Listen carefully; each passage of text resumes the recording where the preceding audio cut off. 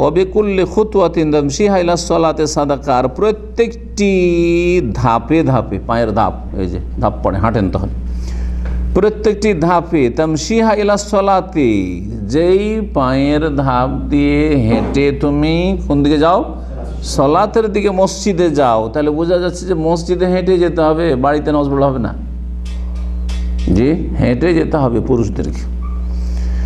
সালাতের জন্য হেঁটে যে যাও, এটি হচ্ছে সাদাকা। আর এই কতটি সাদাকা? প্রত্যেক কদমে কদমে সাদাকা। কতটি ধাপ পড়ছে আপনার? তাহলে যার বাড়ি যত দূরে মসজিদ থেকে তার তত বেশি সাদাকা হইল। এই জন্য সাহাবাই কেরামগণ মসজিদ থেকে দূরে থাকাকে খারাপ মনে করতেন না। একবার ওনাদের ইচ্ছা হয়েছিল যে সবাই কাছাকাছি চলে আসবে, নবী সাল্লাল্লাহু আলাইহি ওয়াসাল্লাম নিষেধ করলেন যে দূর থেকে আসো, এটাই বেশি ভালো তোমাদের জন্য। দেয়া রকম তুক্তাব আসা রকমে বলেছিলেন, তোমাদের বাড়ি থেকে নিয়ে মসজিদ পর্যন্ত তোমরা যা পায়ে হেঁটে আসো, তোমাদের এই পায়ের ধাপগুলি লিখা হয় তোমাদের আমলনামায়, প্রত্যেকটি কদমে কদমে সাদাকা।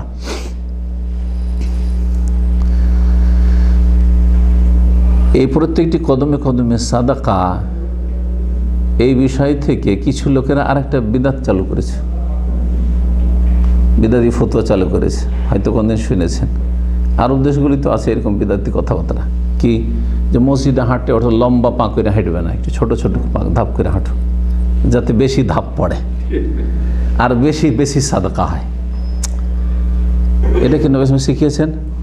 প্রত্যেক ধাপে ধাপে সাদাকা বলেছেন, কিন্তু সুতরাং তোমরা ধাপটায় খুব ছোট ছোট করো, হ্যাঁ পিপিলিকার মতো হাঁটো, যাতে অনেকগুলি ধাপ হয়ে যায়, কথা বলেছেন নাকি? তাহলে আপনি যে নিজে থেকে এটাকে ভালো মনে করলেন, একে আরবি ভাষায় ইস্তেহসান বলা হয়। যেটা ইসলামে ভালো নয় অথচ ভালো মনে করছেন, সেটার নামই তো বেদাত। ভালো করে শুনে রাখেন, যেটা ইসলামে ভালো নয়, মানে আল্লাহ ভালো বলেননি, তার রাসূল সাল্লাল্লাহু আলাইহি ওয়াসাল্লাম ভালো বলেননি, আর আপনার মগজ মস্তিষ্ক বলছে যে কাজটা তো ভালোই, ওটি হচ্ছে বেদাত। যতগুলি বেদাত দেখবেন আমার এই কথাটাকে ফিট করবেন। মিলাদুন নবী করা, আল্লাহ ভালো বলেছেন। নবী জন্মবার্ষিকী পালন করা, রাসূল সাল্লাল্লাহু আলাইহি ওয়াসাল্লাম বলেছেন যে আমার জন্মবার্ষিকী পালন করে 12 রবিউল আউয়ালে, না 4 খলিফা, 4 ইমাম আবু হানিফা, শাফি, মালিক, আহমদ কেউই করেননি, তাই না? কিন্তু এই বিদআতিরা মিলাদ করে কেন? আরে সারা বছর নবীকে স্মরণ করতে পারছি না, সারা বছর ভুলে থাকলাম, আর যেদিন নবীর জন্ম ওই দিনও যদি ভুলে থাকবো, তো এটা মানুষের কাজ হইল? হ্যাঁ, একটা দিন তো স্মরণ করি, যুক্তি, একটা দিন তো নবীর জীবনী একটু চর্চা করি। জি হ্যাঁ, বোঝা গেছে। নিয়ত পড়ে কেন মুখে? কোনো আয়াতে আছে, কোনো হাদিসে আছে, কোনো সাহাবীর আমলে আছে, হানফি মযহাবের কিতাবে আছে, ফিকহার কোনো কিতাবে যে আবু হানিফা বলেছেন, শাফি, মালিক, আহমদ বলেছেন? মিথ্যা কথা, কোথাও নেই। আসলে কোত্থেকে? আরে অন্তরে নিয়ত করলে ওইটাকে যদি মুখে প্রকাশ করে নিই, তো কথাটা একটু শক্তিশালী হয়ে যাবে, কথাটা একটু কী হয়ে যাবে, মজবুত হয়ে গেল। অন্তরে যে আমি নিয়ত করেছি, ওইটাকে মুখে যখন বলে নিলাম, তখন কী হয়ে গেল, কথাটা পাকাপোক্তা হয়ে গেল। দেখেন যুক্তি কীরকম, প্রত্যেকটি বেদাতের পেছনে যুক্তি আছে। ওলিয়া উলিয়াদের কবর পাকা করা, আর ফুল চড়ানো, চাদর চড়ানো, আর ওদের সিজদা করো, সবগুলিতে শয়তানি যুক্তি আছে। আল্লাহ বলেছেন, রসুল বলেছেন, বরং নিষেধ করেছেন, লানত করেছেন, কিন্তু যুক্তিতে মুক্তি তলাশ করেছে, যুক্তিতে মুক্তি তলাশ করেছে, দিয়ে জাহান্নামের রাস্তা ধরেছে। কি যুক্তি? একজন আল্লাহর ওলি যদি বেঁচে থাকতেন, কত সম্মান করতাম, আর কত আদর যত্নে খাওয়াইতাম, হ্যাঁ কত শ্রদ্ধা করতাম, আর কত মহব্বত করতাম, তাই না? ঠিক কিনা? তো উনি দুনিয়া থেকে চলে গেছেন, তো ওনার হক কি সব মরে গেছে নাকি? আরে কিছু তো হক আছে। তাহলে কী করতে হবে? বলছে ওনার কবরটা আমাদের মতো রাখলে হয়? পাকা করতে হবে, হ্যাঁ ফুল দিতে হবে, চাদর চড়াইতে হবে, হ্যাঁ তারপরে আমাদের কবরগুলি জিয়ারত ভালো করে করি না, ওই রকম করে রাখলে হয়? কবর জিয়ারত করতে হবে, মানে বেশি বেশি জিয়ারত করতে আসুক। আমাদের কবরগুলিকে কবর বলি, আর যদি পীর সাহেবের কবরকে কবর বলি তো বেয়াদবি করলাম না? তো মাজার বলতে হবে। হাদিসে আছে যে কবরকে 3 ভাগে ভাগ করো, নবীর কবরকে রওজা বলো, আর ওলিয়া উলিয়ার কবরকে মাজার বলো, হ্যাঁ আর বাপ মায়ের কবরকে কবর বলো। বেয়াদবির শেষ আছে। আরে যদি কারো কবরকে সম্মানই করতে হয়, তাহলে বাপ মার কবরকে রওজা বলা উচিত ছিল, বাপ মার কবরকে মাজার বলা উচিত ছিল, কারণ বাপ মার হক আল্লাহর পরে, তাই না?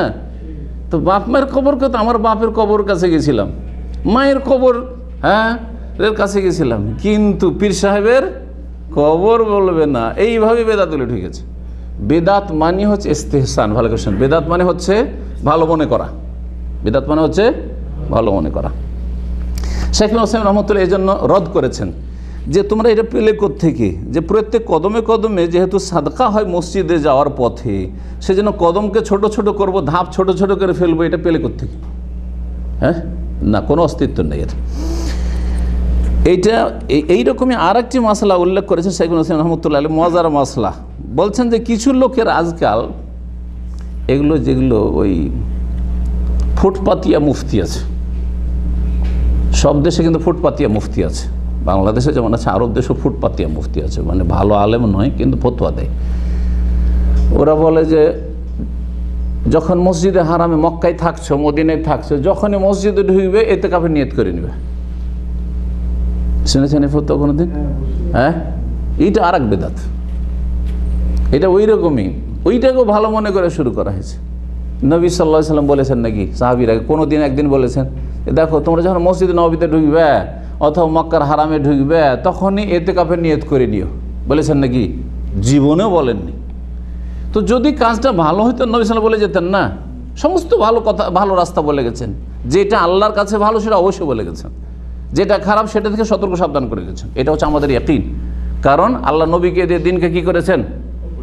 আকমালতু লাকুম দীনাকুম। আল্লাহ বলছেন আলিয়াউমা আকমালতু লাকুম দীনাকুম, দিনকে তোমাদের জন্য কামেল, পরিপূর্ণ, পূর্ণতা দান করেছি, কমপ্লিট করেছি। তো কমপ্লিট করলে ইনকমপ্লিট নাকি যে আপনি কমপ্লিট করছেন?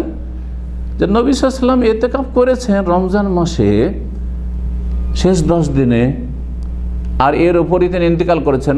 প্রথম করেছিলেন প্রথম 10 দিন, তারপরে দ্বিতীয় 10 দিন, তারপরে যখন জানিয়ে দেওয়া হলো যে না আসলে লাইলাতুল কাদার বা শবে কাদার হয় কখন? শেষ 10 রাতে। তখন ওই লাইলাতুল কাদার তলাশ করার জন্য শেষ 10 দিনে প্রতি বছরে রাসূলুল্লাহ সাল্লাল্লাহু আলাইহি ওয়াসাল্লাম কী করেছেন? ইতিকাফ করেছেন। আর বছরে কখন ইতিকাফ করেছেন নাকি? নবী সাল্লাল্লাহু অন্য মাসে ইতিকাফ করেছেন না? যখন যখন মসজিদে নবীতে ঢুকেছেন এই 2-4 ঘন্টা বসবো একটু, তো ইতিকাফের নিয়ত করেছেন। তার নবী সাল্লাল্লাহু করলেন না, আপনি কেন করবেন? জি। তো কোনো কিছুকে ভালো মনে করে করবেন না যেখানে দলিল নেই।